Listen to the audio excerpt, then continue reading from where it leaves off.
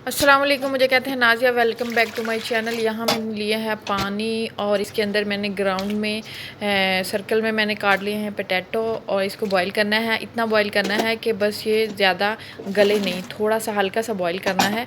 इसके बाद मैंने इसको ड्रेन कर लिया है। ड्रेन करने के बाद ये देखें, इसको मैंने अभी ड्रेन कर लिया है। और ये जो मैं स्पेशल रेसिपी बना रही हूँ बच्चों के लिए, जिनको कीमा पसंद नहीं होता, तो वो पोटैटो के साथ बेक करेंगे तो शायद उन्हें बहुत ही अच्छा लगेगा।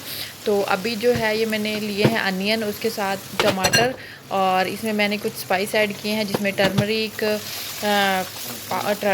पाउडर और ब्लैक पेपर पाउडर और चिली पाउडर है, और इसके साथ सॉल्ट। और ये मैंने माइंस इसके अंदर कीमा मैंने इसके अंदर ऐड कर दिया है। और ये मैंने एक ट्रे ली है, उसको ग्रीस करके हल्का सा मैंने पहले पोटैटो की लेयर लगाई, उसके बाद कीमे की, उसके बाद फिर पोटैटो की, फिर कीमे की। इसी तरह आपने इसको लेयर कर देना और ये ओवरलोड हो जाएगा।